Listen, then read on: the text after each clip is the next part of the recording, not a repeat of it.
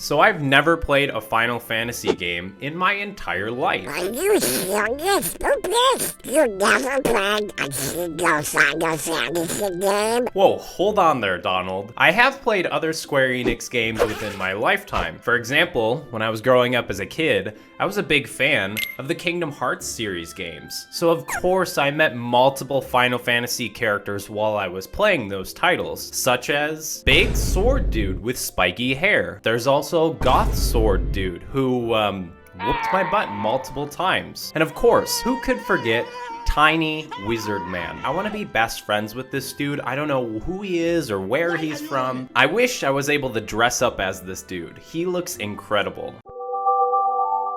And that brings me to Final Fantasy XIV. So I figured I'd follow the comments within my last video and start playing a game where the first dozen hours are quote unquote watching paint dry. Oh wow, that sounds like fun. I became a sprout and tried Final Fantasy XIV for the very first time. And if you want to know how many hours I have logged into the game, let me just go ahead and do a /player age. Oh, okay. Looks like I've only got 16 hours. So I'm fresh, I'm a baby, and I'm gonna tell you guys what I liked and disliked about the game so far. Now, the first question you might be asking yourself is, why is this dude picking Final Fantasy XIV? What about the critically acclaimed Final Fantasy VII? Yeah, okay, I know there's multiple other Final Fantasy games that are out there that might be quote unquote better than Final Fantasy XIV. But why did I pick this one? Well, Final Fantasy XIV is an MMORPG. That means when I log into the game and run around as my little lost and confused lalafell as he tries to find his bearings and understand the controls and mechanics within the game, other players can run alongside with me, join me on my adventure, and just handhold my character to learn how to essentially play the game. And while I play an MMORPG game, there's various other people that are playing the game at all times, meaning I can just stumble across things like this. Why is there so many people? And these type of genuine and human moments within a game aren't possible within any of the other single player games that are out there. I mean, how is it even possible that people can hold an in-game concert like this so well organized? You would never find this while playing other single player Final Fantasy games. Another element as to why I picked Final Fantasy XIV, listen, I'm a sucker for watching YouTube content on my second monitor. In fact, maybe I'm on your second monitor right now.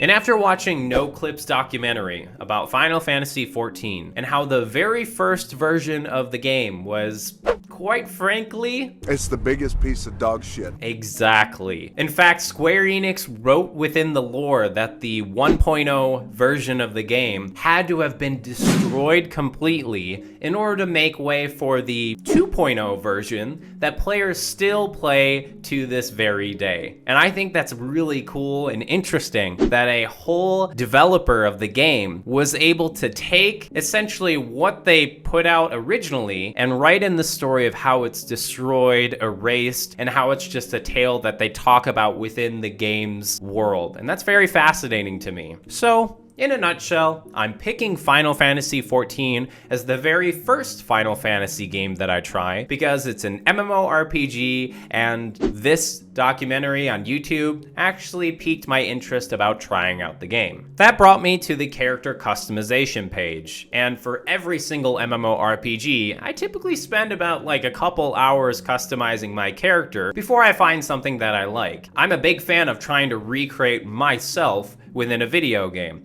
And of course, with Final Fantasy XIV, they have no dreadlock appearances for males, and the lack of beard options is very sad. So this is why I created a little lalafell character right here. He's got some long hair, and of course, a really nice looking beard option. If anything, I thought he was putting out the vibes of Toadstool from the Super Mario series. But then someone in my Twitch chat told me that my character looks like J-Slat. But it doesn't matter, because I got the news that I can actually dress up as Tiny Wizard Man, who I saw for the first time in Kingdom Hearts 2. So that means that who cares that there's no dreadlock dreadlock option. I'm gonna be wearing a big wizard hat. I'll have on a nice big blue coat. My character's gonna look sick. But in all honesty, Square Enix, if you add dreadlocks into the game, like, that would be so cool. Please, please, please. Once I logged into the game, I had people from my stream who were right there to greet me as soon as I spawned in. And that's when I started to dive into the world of Azeroth. The world of Eorzea?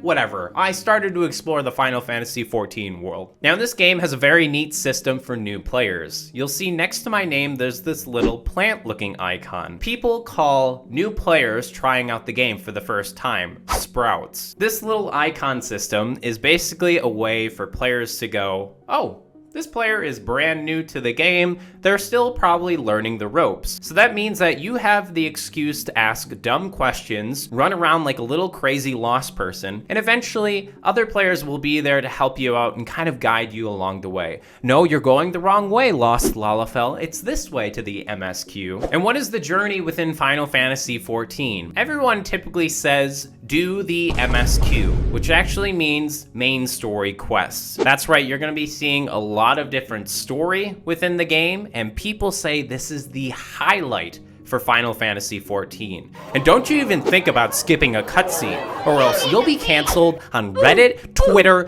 Facebook. You get the gist, okay? So I was told not to skip any cutscenes, and I haven't done so to this day. I know, I know.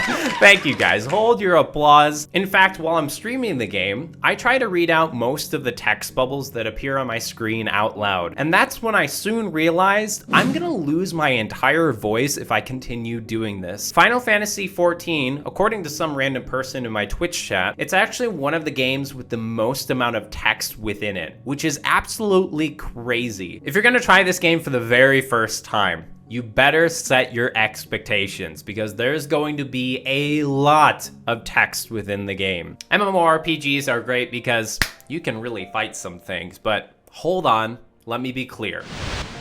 Final Fantasy XIV's combat system comes nowhere close to actually my favorite combat system in the MMORPG space, Guild Wars 2. The developers of Guild Wars 2, ArenaNet, still have the top tier combat system. In my own personal view, maybe you think differently. For Final Fantasy XIV, I knew it wasn't going to be as good as Guild Wars 2, so I set my expectations correct before moving into the game. And I'll be honest with you, I'm actually having a fun time with the combat system in Final Fantasy XIV. And that's because I've been playing as the Thermometer.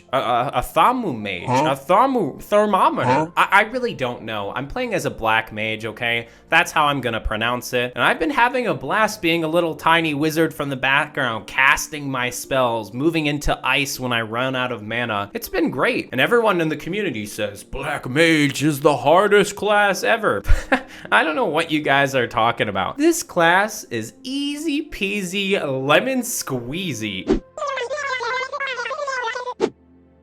But let's say, for example, you pick a class within the game and doesn't really tickle your fancy. You know, you're ready to just switch on over and create another character. Let me stop you right there, okay? You don't have to actually create a new character to pick a new class, or in this game, they call them jobs. For example, if I'm a black mage, eventually, when I reach one point in the MSQ, I'll have the option to obtain another job within the game. So if I want to go ahead and switch to a warrior or a ranger or summoner or all these other jobs within the game, you can do so for one character. That's all you need. You don't need to make a ton of alts, which is great. Now, some of you might think, oh, I want to create alts in a video game. You can still do that within Final Fantasy XIV, but I think the flexibility of just having one character and you being able to play any job at any given time is such a fantastic feature within an MMORPG. In fact, I hope other MMORPGs in the future pick this up and use it in their games. I think it's incredible. Now, one of the things that shocked me about Final Fantasy XIV is the game's community. And it's always going to be different for everyone playing the game. Maybe you'll start playing the game and have a group of homies to explore the world with. And that's what happened to me when I announced I was streaming it on Twitch. But maybe you'll play the game and you'll have no people alongside there with you to enjoy the game with, because you're a gamer, you have no friends, you spend so much time playing other games like Counter-Strike, and now you're switching over to an MMORPG and look, you're by yourself. congratulations. Look what you've done with your life. Are you proud of yourself? Okay, hold on. All jokes aside, I want to be honest with you. If you're looking for people to play the game with, first, talk to people within the game. I'm sure plenty of other people would actually tag alongside with you. But if you find yourself struggling to find friends and you want to join some type of cool looking group that drinks water, have no fear. The Hydrated Gamers Discord is there for you. Feel free to join. The link is in the description down below. But if you're looking for homies to play the game with, let us know. We'd be happy to play with you on EU servers. I play on the world Moogle. If you want to join the guild, this is where you should join, okay? Just join there. But the community of Final Fantasy XIV is incredible. My very first day playing the game, I encountered a potato parade is what people call it in the community. There's just dozens and dozens of people walking around dressed up as different characters like Luigi, Princess Peach, Sora from Kingdom Hearts, Zero Suit Samus. At one point, Sonic ran past me.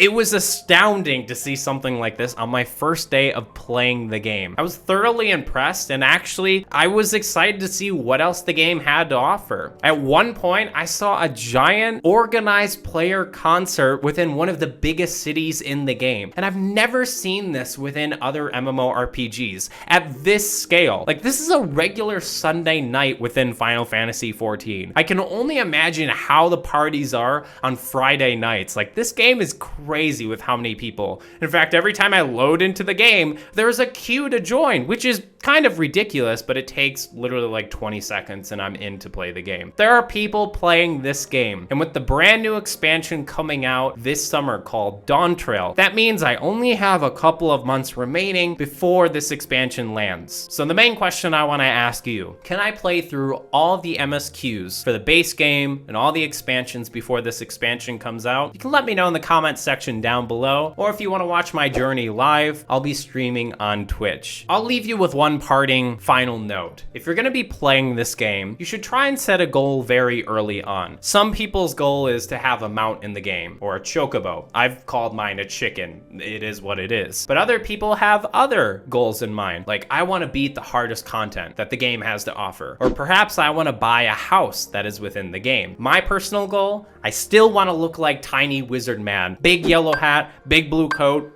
It's gonna be so cool when I finally get this glamour. Thanks very much for watching this video, and as always, Stay hydrated, gamers.